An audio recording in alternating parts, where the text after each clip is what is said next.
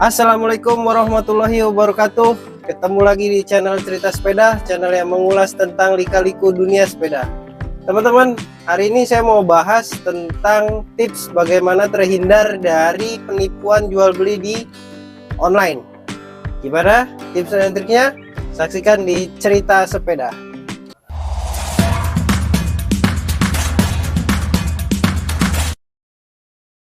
Oke teman-teman, sebelum lanjut ke pembahasan tentang tips dan cara menghindari penipuan jual beli online di Facebook, Instagram, atau sosial media lainnya, saya mau intro dulu nih. Apa intronya? Saksikan di channel Cerita Sepeda.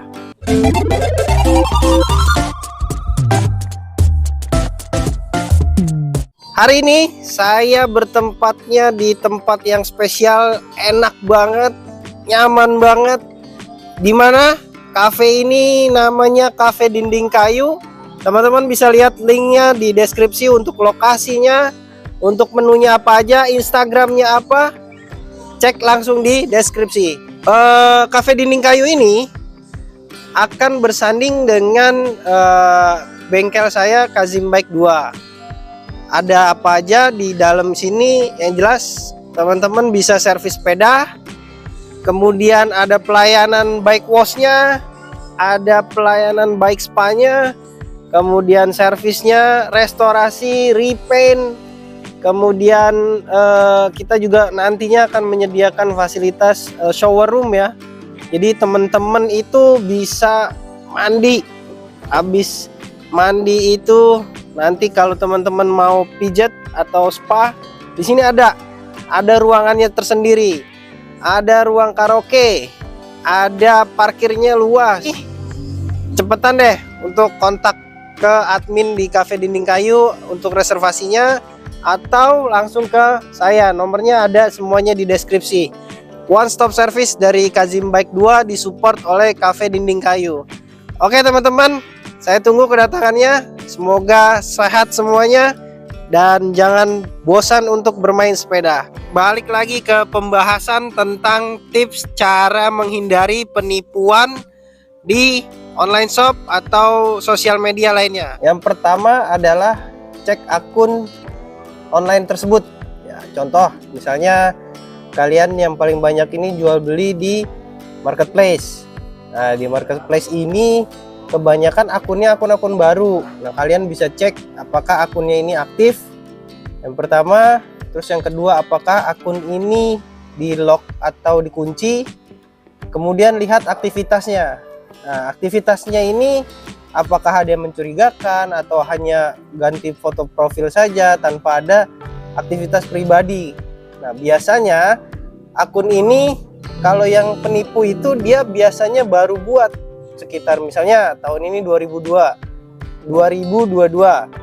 Nah, mereka buat 2022, 2021 atau 2020 gitu. Jadi lihat akunnya, masa lama dia login akun ini kapan. Nah, terus kemudian yang kedua, lihat aktivitasnya. Apakah aktivitas ini dia memang bergelut di bidang sepeda? Nah, teman-teman bisa cek nih. Biasanya kalau misalnya dia aktif di dunia sepeda, biasanya suka upload tuh tentang sepeda-sepeda, tentang dia berkegiatan sepeda. Nah, kemudian lihat jumlah pertemanannya gitu. Jumlah pertemanan ini sebenarnya kalau akun yang lama dan dia memang berinteraksi di sosial media, biasanya itu aktif gitu. Kalau yang penipu ini temannya paling hanya di bawah 50, bahkan ada yang temennya baru 10 gitu ya. Kita sih melihatnya yang sudah pernah saya alami seperti itu. Jadi kita bisa trace, kita bisa tracking gitu. Terus keempat, apakah ada jalinan pertemanan yang berhubungan dengan teman kita. Contoh misalnya saya punya teman sepeda, nah dia juga punya teman yang sama.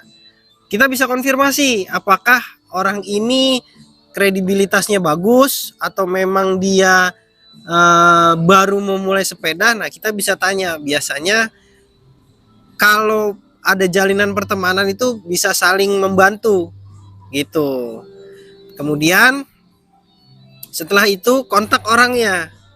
Apakah orangnya ini bisa dihubungi melalui WhatsApp atau telepon, bahkan kita ajak COD atau kita yang ke rumahnya gitu. Biasanya kalau kita sebagai pembeli, kita itu ke rumahnya itu dia sangat welcome. Datang aja, atau tidak ada alasan, oh saya keluar atau saya lagi ada acara gini, kalau bisa ditransfer aja dulu DP-nya gitu. Nah ini jangan ya teman-teman, kebanyakan di kita biasanya melihat itu harganya murah, melihat harga murah langsung tergiur gitu, apalagi barang-barangnya barang-barang yang goib ya, barang-barang bagus gitu. Terus saking pengennya memiliki dengan harga murah, kita disuruh transfer nih, udah terjebak deh, besoknya nggak bisa dihubungin atau langsung diblok nomor kita. Nah itu jangan ya teman-teman. Itu pengalaman pribadi saya. Nah kalau untuk pengalaman teman-teman bisa tambahin di kolom deskripsi supaya nggak ada lagi nih oknum-oknum yang bisa berkembang untuk menipu. Nah kemudian kalau memang jauh bagaimana nih? Nah kan sudah banyak ya online shop bisa dialihkan. Kalau memang dia pedagang yang memang niat jualan, kalau dia memang tidak tidak ada rekber lah istilahnya. Nah kita bisa tuh tanya referensi. Tapi kalau yang ada rekber, alangkah baiknya kita bisa pakai akun rekber, ada di toko hijau, toko oranye, toko merah gitu. Itu supaya lebih aman. Kalaupun ada komplain, kita bisa pakai aplikasi pihak ketiga rekber itu gitu. Itu yang kelima ya teman-teman. Jadi yang paling penting adalah cek kredibilitas akun pedagang tersebut gitu. Apakah sudah dia memang pedagang yang memang sudah lama bergelut di dunia sepeda, atau dia baru. Jadi kita terkecoh nih, kadang ada yang memang dia baru dan niat berdagang, karena oknum ini akhirnya dia ikut-ikutan jadi namanya jelek, padahal memang dia baru akunnya dan ingin berdagang. Nah itu kita juga harus lebih selektif gitu. Kemudian kalau akun-akun yang bodong itu ya kayak gini nih. Nah jadi namanya nggak jelas, terus foto profilnya nggak jelas, terus juga link pertemanannya di hidden gitu. Nah kita dari situ patut curiga gitu. Syukur-syukur kalau seandainya dikontak dan dekat dari lokasi kita untuk ketemuan, ya monggo silahkan. Nah tapi walaupun ada rekber juga nih, nggak menutup kemungkinan untuk kena tipu nih. Biasanya kalau yang menggunakan rekber itu isinya itu palsu, bahkan kadang sabun, bahkan kadang apalah yang bukan sesuai dengan yang kita order. Jadi teman-teman harus selektif juga gitu. Nah itu 5 tips dari saya. Intinya adalah cek akun kredibilitasnya, pertemanannya, kemudian sudah berapa lama akun ini, aktivitasnya, apakah dia ada rekberkah, atau dia punya link pertemanan dengan kita atau dengan teman-teman kita. Nah itu bisa teman-teman tracking gitu. Dari saya tips dan cara yang sederhana seperti itu ya, dari segi pedagang kalau kita mau beli barang ke pedagang. Buat teman-teman yang punya cerita tentang pengalaman tertipu atau mencurigakan aktivitas jual belinya, tuh bisa tulis nih di kolom komentar biar berbagi sama teman kita yang ingin jual beli di online. Termasuk saya juga pernah, dan bahkan sampai video ini pun hampir tertipu gitu, dan pernah tertipu juga gitu. Tapi itulah seninya, karena pengalaman itu mahal ya seperti ini. Tapi jangan sampai terulang yang kedua kali, bahkan ke beberapa kalinya. Oke teman-teman, dari saya itu aja.